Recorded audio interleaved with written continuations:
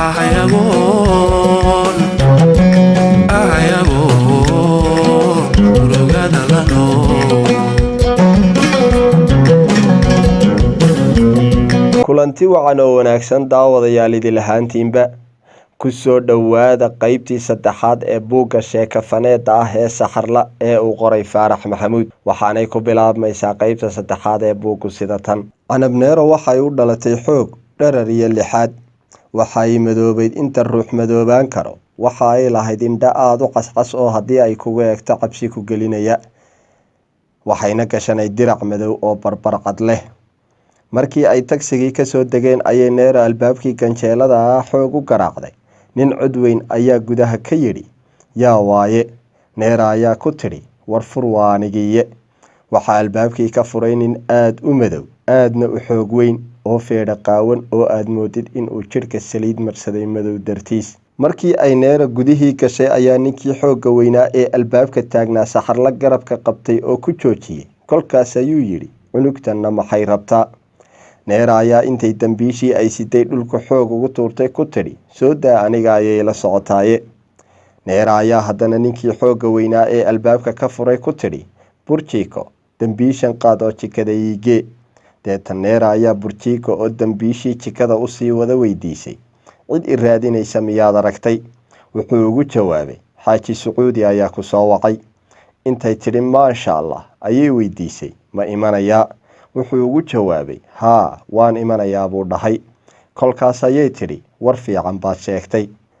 gurigu waxa uu ahaa fiilo aad u weyn oo ka kooban ilaa ugu yaraan 10 qol oo iska soo horjeeda, 4 xagga dambe u jeeda, daarad weyn iyo jiko gees kaga taalla. qol kastaba waxaa hor yaalay gambadh. waxaa gambadhada qaarkoodna ku fadhiyay gabdho aad u da'yaryar oo kulligood guntiina xidhan. waxaa guriga soo gelayay rag tiro badan oo aad mooday in la kala horayay. intaanay gudaha soo gelin waxaa su-aalo bannaanka ku weydiinaya burjiko oo isagu ahaa ninka ammaanka suga ama sawaardiyaha guriga ah. saxarlo oo markay guriga soo gashay jikada dhinaceeda istaagtay ayaa waxaa ka yaabiyey waxa meesha ka socda. markii nin soo galaba waxa uu qolka u raacayay gabdhihii gambadhka ku fadhiyey mid ka mid ah. markii uu nin qolka ka soo baxana waxaa kasoo dababaxayay gabadh aad moodid in ay maradu ka dhacayso. waxaa qaarkood dhinac ka muuqday naasahooda oo ay weli ka muuqato curdinimadii yaraantu. labada indhood ayaa saxarla dibadda u soo baxay yaab dartiis. iyada oo weli meeshii taagan oo wixii meesha ka socday daawanaysa ayaa waxaa u yeedhay Neero. waxayna iyadoo gambadh jikada dhex yaalay farta ugu fiiqaysa ku tidhi, naakaale yarey, halkan fadhiiso oo weelkan iyo xal. weligeed weel intaas tiro la eg oo meel keliya laysugu keenay ma ay arag. iyada oo yaaban oo waxay ku samaysa garan la ayay gambadhkii ku fadhiisatay.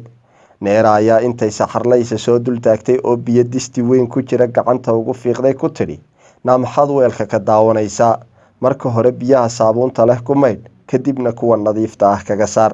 saxarlo oo markaas biyihii faraha gelisay ayaa qolalkii guriga mid ka mid ah waxaa ka bilowday qaylo iyo muran. deeta gabadh xanaaqsan oo guntiinadii oo furan isku celcelinaysa ayaa inta ay albaabkii isa soo taagtay burjiko ku tidhi, burjiko, kaalay ninka qolka iga soo saar. burjiko ayaa inta uu markiiba qolkii galay isaga oo qoorta haya soo saaray nin dheer oo qaata ah oo macawistiisa oo furan qowrada ku celcelinaya.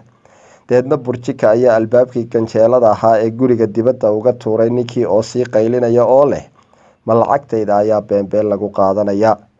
dabadeedna gabadhii ay ninka isa soo dirireen ayaa kasii daba tidhi, sharmuud, carmar dambe soo laabo. waxay ahayd gabadh aad u da'yar oo qiyaastii 18 sanno jir ah.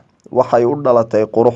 waxaa labadeeda garab ee dambe ka laalaaday dima aad dherarka yaabtid oo aad moodayso in aan weligood la goynin. inkasta oo joog iyo jamaalba ilaahay u dhameeyey, haddana wejigeeda waxaa ka muuqday daal aad u fara badan iyo farxad la-aan. kadibna iyada oo weli ninkii la saaray sii caayaysa ayaa intay gambadhkii ku fadhiisatay ay xabad sigaarah shidatay. saxarla ayaa markii ay aragtay gabadha sigaarka shidatay waxa ay markiiba soo xasuusatay Batuulo, waxaana ay niyadda iska tidhi, tani waa Batuulo oo weynaatay. saxarla oo weli fajacsan oo gabadhii ku dhegegsan waxa meesha ka dhacayana aan si fiican u fahamsanayn ayaa Neera inta ay garabka ka riixday ku tidhi, maxaad eegaysaa? meesha ma daawasha ayaan kuu keenay, ii maydh weelka. saxarla ayaa inta ay hoos eegtay bilowdayna in ay weelkii dhaqdo. wax yar kadib taleefan ayaa soo dhacay. deedna Neera ayaa tidhi burjika kaalay taleefanka ii keen.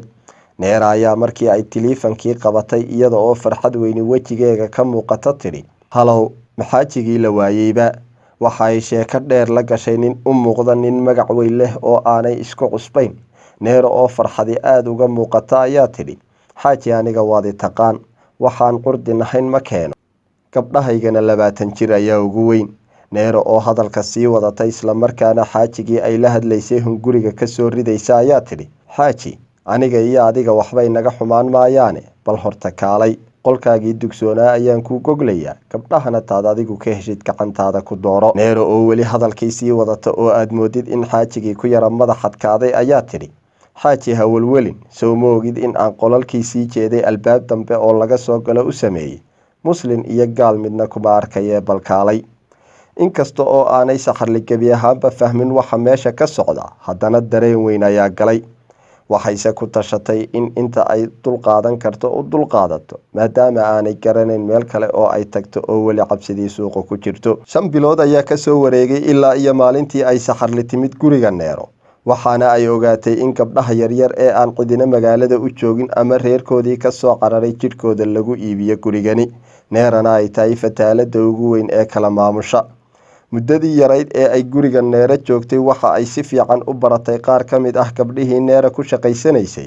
Waxa ka mid ahaa gabdhaha ay sida gaarka ah isu sii barteen Shamse iyo Shukri oo labadooduba miyiga ka soo baxsaday. Shamse waxa ay saxarla uga sheekaysay in iyada oo 6 sano jirta ay hooyadeed dhimatay, aabaheedna haweenay kala guursaday. Haweenaydaas oo aad u dhibtay maalin walbana garaaci jirtay, cunahana ku dhagi jirtay, balse ugu dambeyntii ay ka carartay iyada oo 10 sano jir ah. Kadibna ay magaalada Kismaayo tagtay oo halkaas in muddo ah gidaarada Kismaayo marba halkii gabalka ugu dhaco seexan jirtay. Shamse waxa kale oo ay saxarla uga sheekaysay noloshii rajanimada iyo dhibaatooyinkii ay suuqa iyo dibjirnimada kala kulantay. Waxa ay u sheegtay in ay xamar timid iyada oo 12 sano jir ah, kadib markii ay noloshii dhibka badnayd ee Kismaayo u adkaysan weyday. Sidoo kale waxa ay u sheegtay in ay muddo sanad ku dhow suuqa Ceelgaab iyo Xamar Weyne ku noolayd oo ay suuqa ka qaraabsan jirtay maalintii, habeenkiina ay gidaarada seexan jirtay. Waxa kale oo ay u sheegtay in qiyaastii iyada oo 13 sano jir ah ay Neera suuqa khudaarta ka soo heshay oo ay soo kaxaysatay. Waxa ay sidoo kale u sheegtay in ay sanadkii ugu horeeyay ee ay Neera la joogtay ay guriga uga shaqaynaysay, iyadana ay cunto iyo meel ay jiifsataba siin jirtay, dharna u iibin jirtay. Shamse oo hoos eegaysa ilmana ka socota ayaa saxarla ku tidhi inkasta oo ay shaqo kawigaga siisay, haddana sanadkaas waxa aan kaga raystay cabsidii suuqa iyo darbiyadii aan seexan jiray. Neero markastaba way kala ilaalin jirtay in hablaha yaryar ee guriga ka shaqeeya ee anshax xumada loo barbaarinaya iyo kuwa falxumada ku dhex jira ee ka waaweyn ay sheekaystaan, si aanay u fahmin waxa meesha ka socda oo aanay guriga uga cararin hablaha yaryari. Inta badan waxaaba yarayd firaaqa ay ku sheekaystaan, waayo kuwa waaweynina siday subaxdii shaqada u bilaabaan waxa ay ku gaari jireen habeen barkii. Kuwa yaryarna shaqada ay guriga ka hayaan maba dhammaan jirin oo waxaad moodaysay inay Neera sidaas ugu tala gashay oo aanay waqti isu helin. Habeenkiina dhammaantood way iska gataati dhici jireen daalowgeed. Iska daa wax kale tii dhakhtar u baahata Neera lafteeda ayaa kaxayn jirtay. Haddii ay suuqa wax kale uga baahdaanna waxaa inta badan kaxayn jiray burjika oo ahaa gacanta midiga ee Neero, laguna xaman jiray in uu yahay gaashaanka ama se saaxiibkeeda qarsoodiga ah. Marka keliya ee ay isugu sheeko dhawaadaan waxay ahayd markay hablaha mid ka mid ah sigaar iyo wax la mid ah kuwa yaryar ee guriga jooga dukaamada dhow uga dirsanayso amaba habeenkii Neera ay hore u seexato. Maalin kale oo ay firaaqa isu heleen ayaa Shamse waxa ay saxarla ugu dhaaratay in haddii ay ogaan lahayd in waxani ku dhacayaan ay uga fiicnaan lahayd in ay suuqeedii iyo dibjirnimadeedii isaga noolaato. Shamse oo indhaheeda ilma ka socota ayaa saxarla ku tidhi nolol maaha in adiga oo caruur ah 100 nin isaga ka dambeeyaan, waxa ka wanaagsan adiga oo dhinta. Shamse oo weli ilmeynaysa ayaa intay labadeeda gacmood wejiga saartay oo hoos u foorarsatay tidhi magacaaga ayaa ku lumaya, caafimaadkaaga ayaa ku baaba'aya, aaya iyo mustaqbal midnama lahaanaysid, sida aad uga baxdaana waa ay adag tahay. Iyada oo weli ooyeysa hadalkeedana sii wadata ayay u sii raacisay cid shaqo ku siinaysaa ma jirto, cid ku qadarinaysaa ma jirto, qof kastaaba waxa uu kugu odhanayaa waa sharmuuto xun.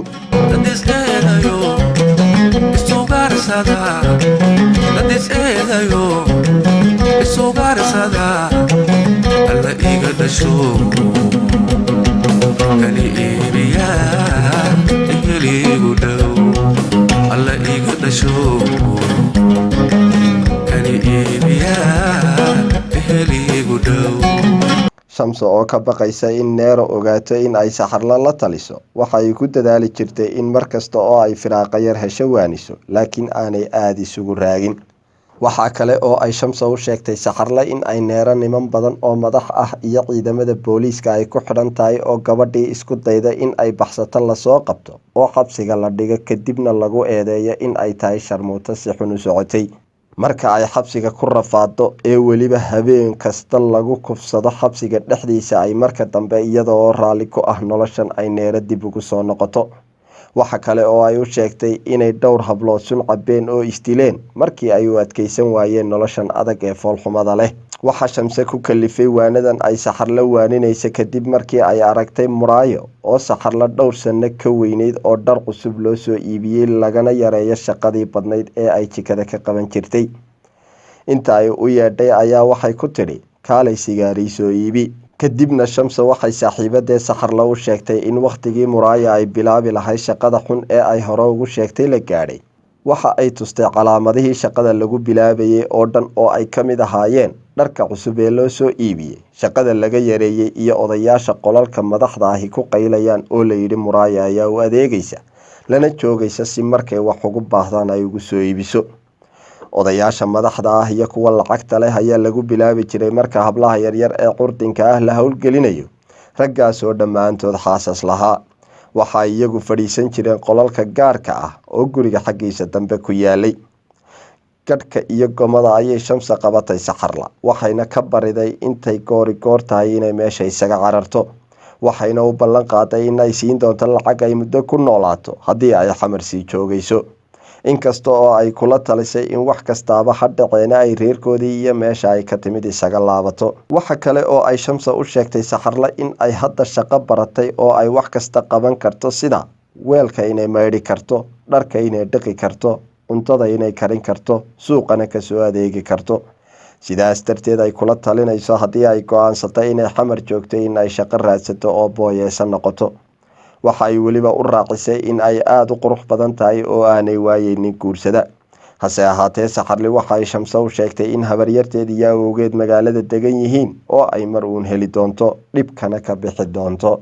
Muddadii ay Saxarli guriga Neero joogtay wax walba way aragtay, wax ka qarsoonaana ma jirin.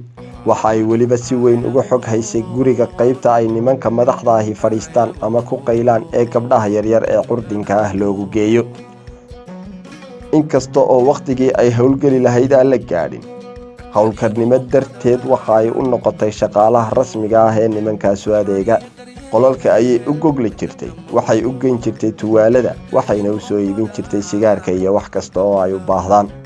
Daawadayaal intaa waxaynu ku soo afmeeri doonaa qaybtii saddexaad ee buugga sheekafaneedda ah ee uu qoray Faarax Maxamuud.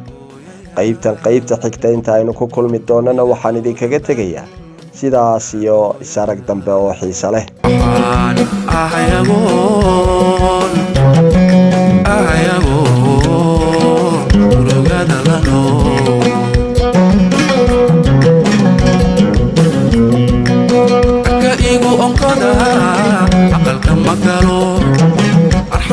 daryeel badna kama usho. Ka igu onkooda